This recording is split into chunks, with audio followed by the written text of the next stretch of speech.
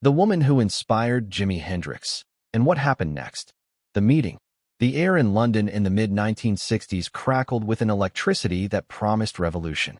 Carnaby Street pulsed with fashion, King's Road hummed with rebellion, and in the smoky, dimly lit clubs of Soho and beyond, music was being torn apart and reassembled. It was a crucible for genius, a place where old forms met new ideas, and where a young, struggling guitarist named Jimi Hendrix was about to have an encounter that would irrevocably alter the course of his destiny. Before he was Jimi Hendrix, the psychedelic shaman of the electric guitar, he was James Marshall Hendrix, a sideman for hire, playing the blues and R&B circuits with a raw talent that often felt constrained by the demands of his employers. He'd backed Little Richard, the Isley Brothers, and countless others, his fingers dancing across the fretboard with a dexterity that hinted at something far greater, something yet unleashed. But in the structured world of touring bands, his wild spirit and experimental urges were often reined in. He yearned for a sound that was entirely his own, a voice that could speak the language of his soul, but he hadn't quite found the key to unlock it. It was late 1966, and Jimi had just arrived in London, brought over by Chas Chandler of the Animals, who saw in him the potential for something truly groundbreaking. Chandler was convinced Jimi was a star, but even he couldn't fully grasp the depths of the musical universe Jimi was about to explore. Jimi was still finding his footing, navigating the labyrinthine streets and the equally complex social scene of swinging London. He spent his nights soaking up the local music, jamming, and searching for inspiration in every corner. One particularly damp Tuesday evening, Chandler had dragged Jimi to a small, unassuming club in a less fashionable part of town. "You gotta hear this woman, Jimi," Chandler had insisted, his voice a low rumble. "She's different. Plays guitar like a demon, sings like an angel who's seen hell." Jimi, ever curious, had agreed. He'd heard many demons and angels in his time, but a flicker of intrigue had been sparked by Chandler's unusual earnestness. The club was called the Blue Note, a misnomer given its grimy interior and the distinct lack of anything resembling traditional jazz that night. The stage was barely more than a raised platform, bathed in a single, sickly yellow spotlight. A small crowd, a mix of beatniks, art students, and grizzled musicians, huddled around tables, nursing cheap pints. Then she walked onto the stage. Her name was Eleanor Vance. Eleanor was not conventionally beautiful in the way pop stars of the era were. She was striking, with sharp, intelligent eyes that seemed to hold ancient secrets, and a mane of dark, unruly hair that framed a face etched with experience beyond her apparent years. She wore a simple, dark dress, but her presence was anything but understated. In her hands, she cradled an old, battered electric guitar, a hollow body, not the solid body Fenders Jimi favored, but it looked like an extension of her very being. She didn't speak, didn't introduce herself. She simply plugged in, adjusted a few knobs on a beat-up amplifier, and then, with a single, deliberate strum, unleashed a sound that ripped through the smoky haze and straight into Jimi's core. It wasn't blues as he knew it. It wasn't rock and roll. It was something primal, raw, and utterly fearless. Her fingers moved across the fretboard with a fluid grace that belied the ferocity of the sound she produced. She wasn't just playing notes.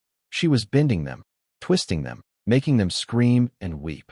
She used feedback not as an accident, but as an intentional, expressive tool, coaxing wails and moans from her instrument that Jimi had only ever dared to imagine in his wildest dreams. And then she sang. Her voice was a force of nature, a deep, resonant alto that could soar to a searing, almost painful cry, then drop to a whisper that felt like a confession. Her lyrics were poetic, abstract, touching on themes of alienation, cosmic wonder, and the raw, untamed power of the human spirit. She sang of stars and shadows, of forgotten gods and future dreams, all woven into a tapestry of sound that defied categorization. Jimi was transfixed. He leaned forward, elbows on the sticky table, his eyes never leaving her. He saw himself in her, or rather, he saw the artist he desperately wanted to become. She wasn't just playing music, she was channeling it, allowing it to flow through her with an uninhibited freedom that was both terrifying and exhilarating. He noticed the way she used her tremolo bar, not just for vibrato, but for dramatic, almost vocal-like dives and swells. He saw her manipulate the tone knobs on her guitar and amp to create textures he hadn't thought possible from a single instrument. There was a moment, during a particularly searing solo, where Eleanor closed her eyes, her head thrown back, her body swaying with the rhythm. The guitar seemed to howl in unison with her, a symbiotic dance between human and machine. In that instant, Jimi felt a profound shift within himself.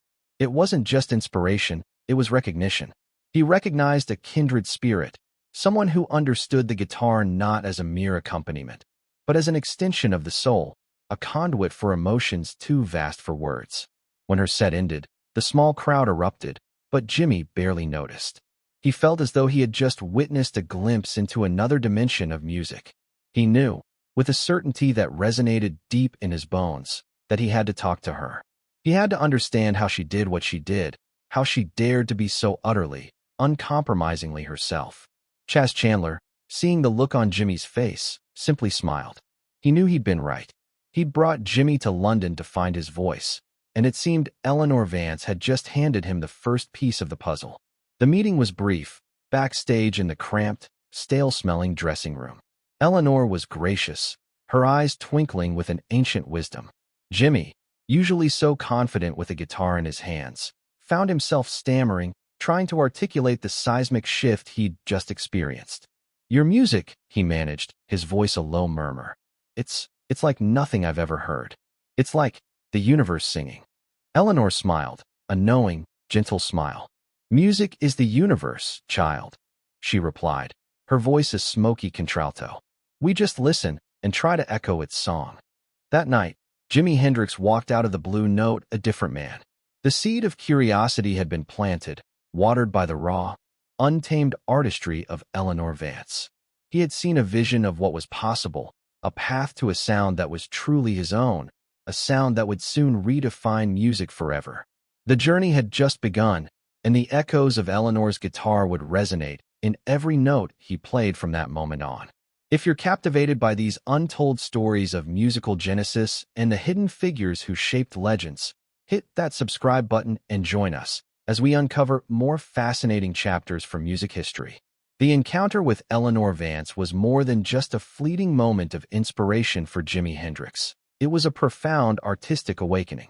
He didn't just admire her, he absorbed her. Her approach to the guitar, her vocal delivery, her stage presence, and even her philosophical outlook on music began to seep into his consciousness, acting as a catalyst for the revolutionary sound he was on the cusp of unleashing. Eleanor's artistry was a tapestry woven from disparate threads. She had a deep reverence for the blues, the raw emotional honesty that was the bedrock of so much American music. But she wasn't confined by its traditional structures. She infused it with elements of free jazz, the avant-garde, and even a touch of psychedelic mysticism. Her solos weren't just technically proficient, they were narrative, telling stories with bends, slides, and bursts of controlled chaos. She treated her guitar not as an instrument to be mastered, but as a living entity to be conversed with, coaxed, and sometimes wrestled into submission. One of the most striking aspects of Eleanor's playing was her pioneering use of feedback. In an era where feedback was often seen as an undesirable artifact, a sign of amateurism or technical malfunction, Eleanor embraced it.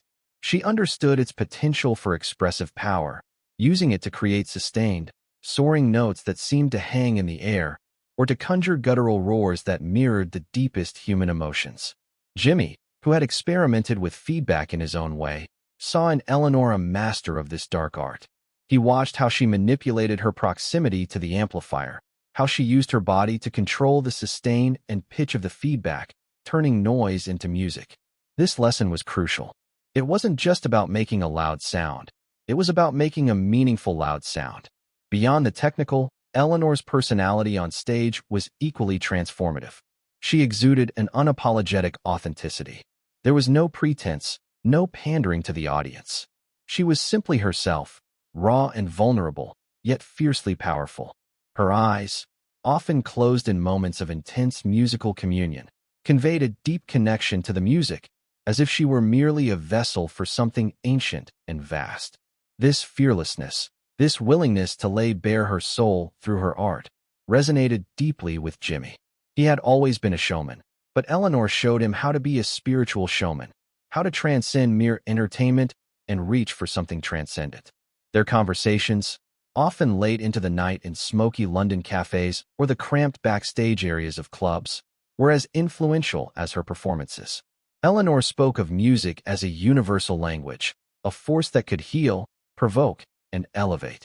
She encouraged Jimi to trust his instincts, to break free from the expectations of others, and to always seek the truth in his sound.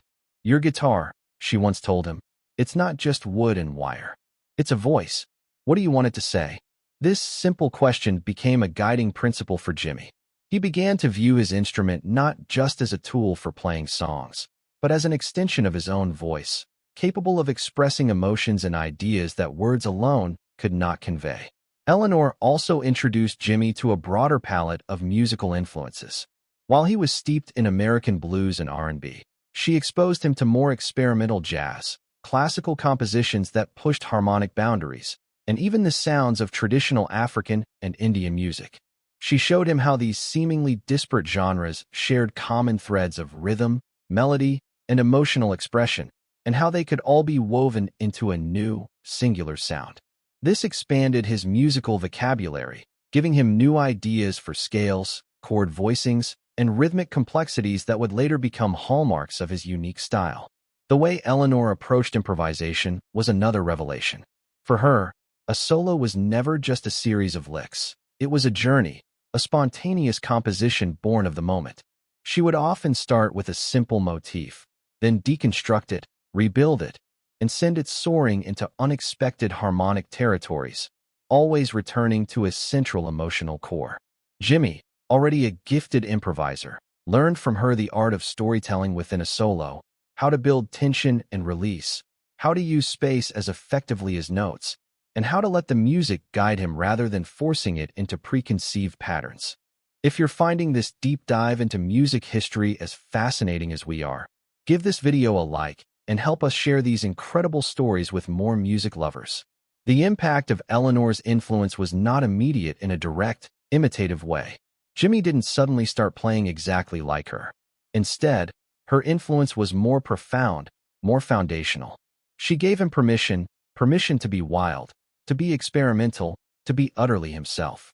She showed him that the boundaries he perceived were largely self-imposed, and that the guitar was an instrument of infinite possibility. She validated his own nascent desires to push the envelope, to make his guitar sing, scream, and whisper in ways no one had heard before. He began to experiment more boldly with his own gear, pushing his amplifiers to their limits, exploring the sonic textures of distortion and sustain. He started to think about his stage presence not just as performance, but as a ritual, a communion with the audience and the music itself. The seeds of the psychedelic showman, the guitar god who would set stages ablaze and make his instrument weep, were sown in those late-night conversations and electrifying performances with Eleanor Vance. She didn't teach him what to play, but rather how to think about playing, and why he should play with every fiber of his being. Her spirit of fearless innovation became a part of his own artistic DNA, setting him on a path that would soon explode onto the world stage. With Eleanor Vance's influence simmering beneath the surface, Jimi Hendrix's creative energies began to boil over. The abstract concepts she had introduced, the guitar as a voice, feedback as expression, improvisation as storytelling, and performance as ritual, coalesced within him, finding their tangible manifestation in a torrent of groundbreaking music. The formation of the Jimi Hendrix Experience with Mitch Mitchell on drums and Noel Redding on bass provided the perfect crucible for this explosion. They were a rhythm section capable of following Jimi's wildest improvisations, a dynamic trio that could shift from delicate introspection to thunderous power in an instant. The recording sessions for Are You Experienced, their debut album, were a testament to this newfound freedom and vision. Jimi, no longer a sideman, was now the undisputed architect of his sound. He approached the studio as an experimental laboratory, pushing engineers and equipment to their limits. The lessons from Eleanor were evident in every track. Take Foxy Lady, for instance. The opening riff, a snarling, distorted beast, immediately grabs attention. But it's the way Jimi uses feedback and sustain throughout the song, not just as a flourish, but as an integral part of the melody and texture that echoes Eleanor's pioneering approach. The guitar doesn't just play notes. It growls, it purrs, it seduces, embodying the very essence of the song's title. Then there's Purple Haze. The iconic opening riff, a tritone interval often called the Devil's Interval, was already audacious. But the way Jimi manipulates the wah-wah pedal, making the guitar speak in a human-like voice, was a direct extension of Eleanor's philosophy of the guitar as an expressive vocal instrument.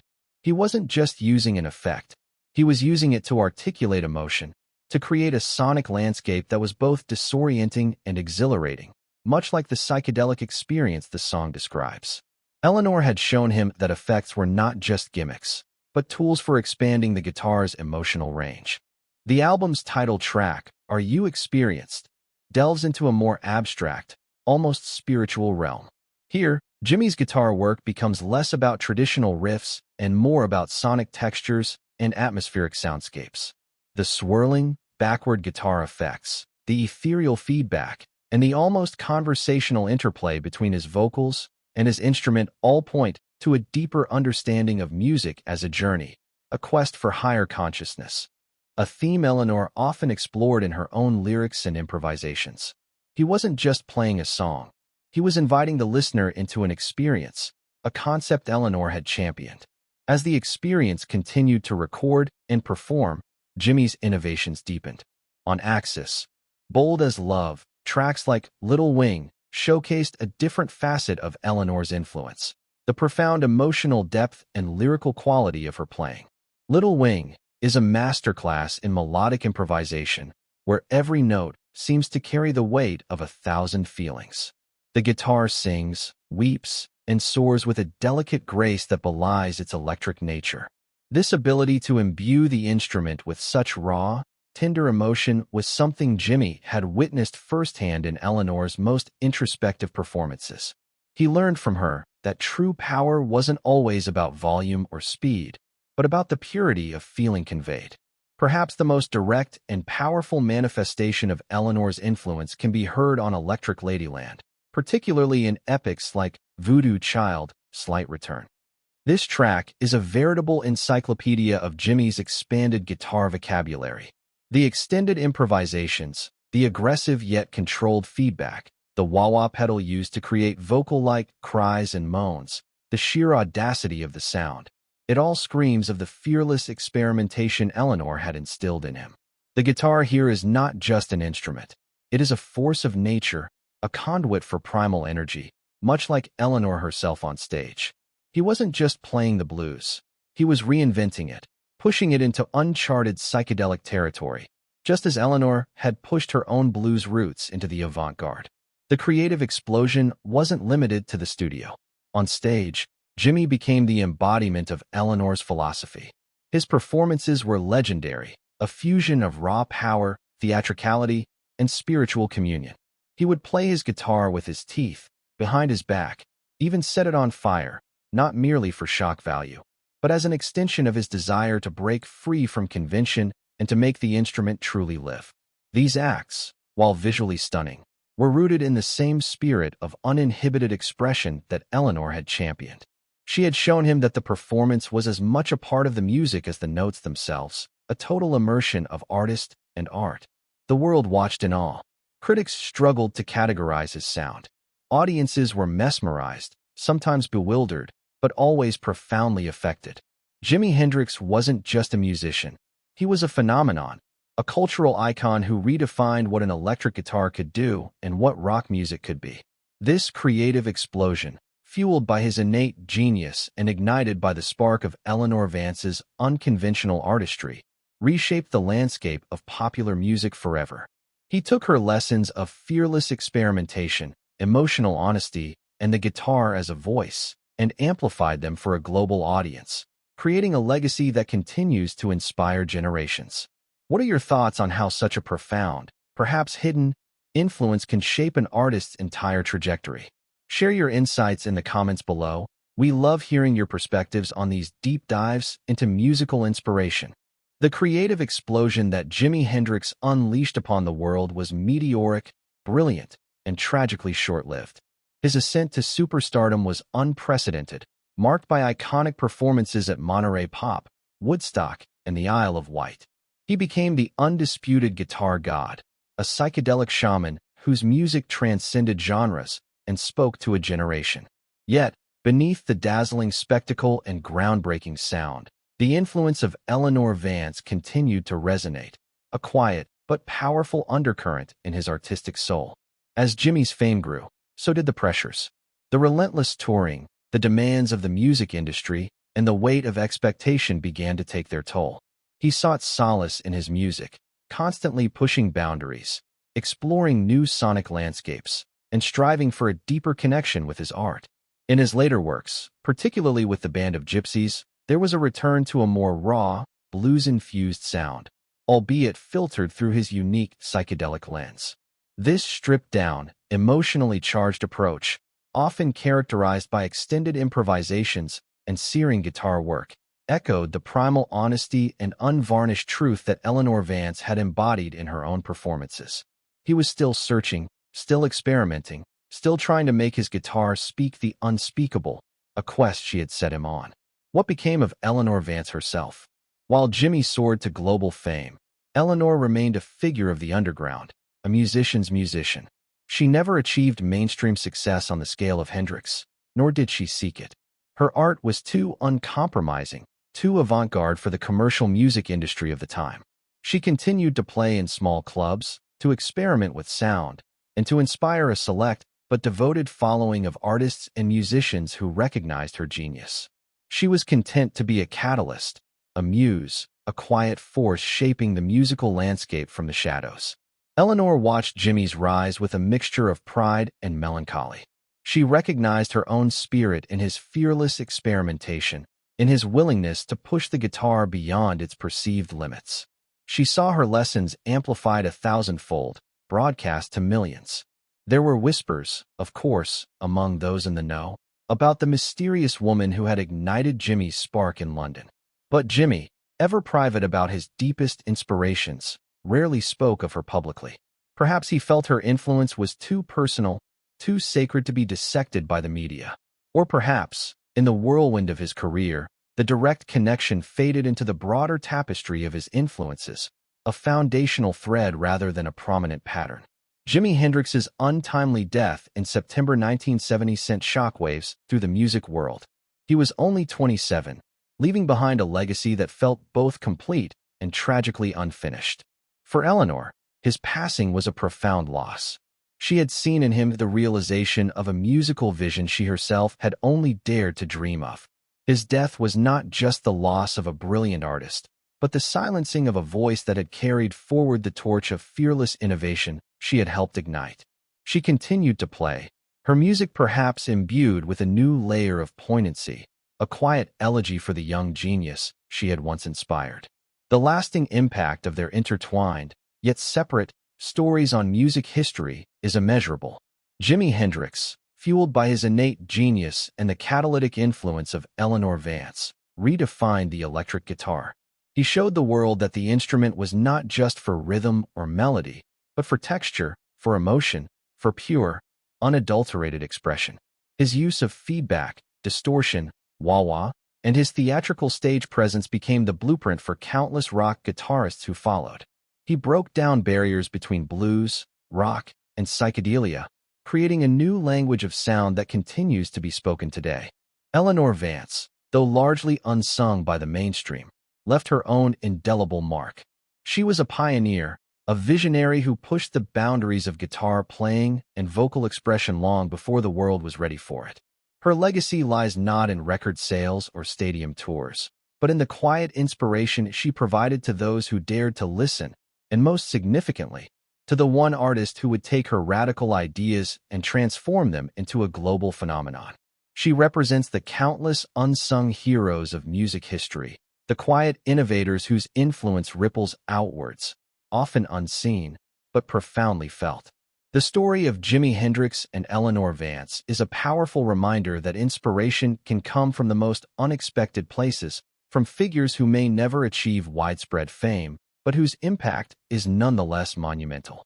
It highlights the interconnectedness of artistic creation, how one soul's daring vision can ignite another's genius, leading to a creative explosion that changes the world. Jimi Hendrix's music remains a testament to this profound connection, a vibrant, living echo of the woman who dared to make her guitar sing the universe's song, and in doing so, inspired a legend to find his own. Don't miss out on more stories that peel back the layers of music history and reveal the hidden connections that shaped our favorite artists. Subscribe now and tell us what other hidden influences you'd like us to explore next.